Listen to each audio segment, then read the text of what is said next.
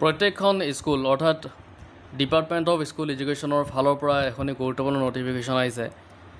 ইয়াতে মৰ্ণিং এছেম্বলিক লৈ পেলাই নিৰ্দেশনা আহিছে। আমি গোটেইখিনি কথা চাম। মৰ্ণিং এছেম্বলিৰ সময়ত কি কাম কৰিব লাগে আচলতে এইখিনি কথা ইয়াতে আমি দেখিবলৈ পাইছোঁ। এই নটিফিকেশ্যন আপোনালোকে দেখিছে যে department of school education hereby issued the instruction for morning assembly for all the schools under this department. শিক্ষা বিভাগৰ যিমানখিনি স্কুল আছে সেয়া LP হ'ব পাৰে, UP হ'ব পাৰে, হাইস্কুল হ'ব পাৰে, হায়াৰ ছেকেণ্ডেৰী স্কুল হ'ব পাৰে। যিমানখিনি স্কুল শিক্ষা বিভাগৰ আণ্ডাৰত আছে এই স্কুলবিলাকত মৰ্ণিং এছেম্বলি তলত দিয়া ধৰণে যিখিনি ক্ৰাইটেৰিয়া বান্ধি দিয়া হৈছে সেই ক্ৰাইটেৰিয়াৰ ভিতৰত পৰিব লাগিব। আমি ইয়াতে চাইছোঁ, দেখিছোঁ number 8 conduct in a disciplined and systematic ৱে। তো এটা ডিচিপ্লিন আৰু ছিষ্টেমেটিক ৱেত আমি মৰ্ণিং এছেম্বলিখিনি কৰিব লাগিব। নম্বৰ বিত কোৱা হৈছে all students and teachers must participate. যিখন স্কুলত আমি কৰ্মৰত হৈ থাকোঁ সেই স্কুলখনত শিক্ষকসকলৰ লগতে ছাত্ৰ ছাত্ৰীসকলৰ লগতে শিক্ষকসকলেও সেই যিটো মৰ্ণিং এছেম্বলি কৰা হয় মৰ্ণিং এছেম্বলিত প্ৰেজেণ্ট থাকিব লাগিব, পাৰ্টিচিপেট কৰিব লাগিব। নম্বৰ চিত দিয়া হৈছে কণ্ডাক্ট এক্টিভিটিজ লাইক প্ৰেয়াৰ, জাতীয় সংগীত, ৰাষ্ট্ৰীয় সংগীত, অথ টেকিং। ইয়াতে এক্টিভিটিজ কৰিব লাগিব আমি প্ৰেয়াৰ থাকিব লাগিব, তাৰপিছত থাকিব জাতীয় সংগীত, আমাৰ জাতীয় সংগীত, তাৰপিছত আমাৰ ৰাষ্ট্ৰীয় সংগীত আৰু শপত বাক্য পঢ়াৰ অথ টেকিং। এইখিনি বস্তু আমি আমাৰ স্কুলত যেতিয়া আমি প্ৰেয়াৰ কৰিম, যেতিয়া আমি মৰ্ণিং এছেম্বলি কৰিম তেতিয়া এইখিনি বস্তু এক্টিভিটিজ আমি কৰাব লাগিব।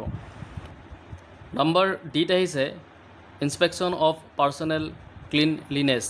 তো ইনস্পেকশ্যন অফ পাৰ্চনেল ক্লিনলিনেছৰ অৰ্থটো এইটোৱে যে ইণ্ডিভিজুৱেল প্ৰত্যেক ব্যক্তিসকলৰ ক্লিনলিনেছ মানে নিজৰ চাফ চিকুণতা, তেওঁ বাথিং হ'ব পাৰে বা তেওঁৰ বডিৰ ক্লিনলিনেছ বা তেওঁ হাত ভালকৈ ধুইছে নে নাই, তেওঁ কাপোৰ কানি তেওঁ পৰিষ্কাৰকৈ পিন্ধি আহিছে নে নাই, এইখিনি বস্তুৰ ওপৰত আমি ইনস্পেকশ্যন কৰিব লাগে।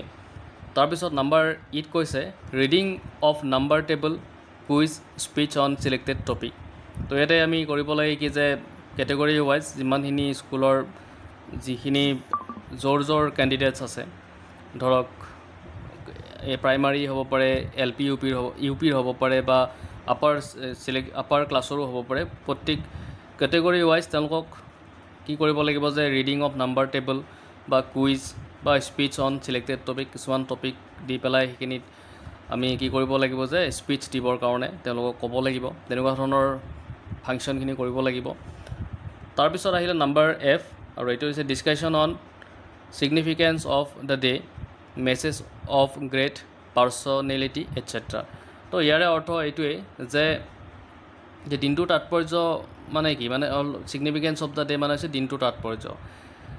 আৰু এইটো কথা হৈছে কোনো বিশেষ তাৰিখ বা দিনৰ সৈতে জড়িত গুৰুত্ব বা অৰ্থ প্ৰায় ঐতিহাসিক হ'ব পাৰে, সাংস্কৃতিক বা ব্যক্তিগত কাৰণত।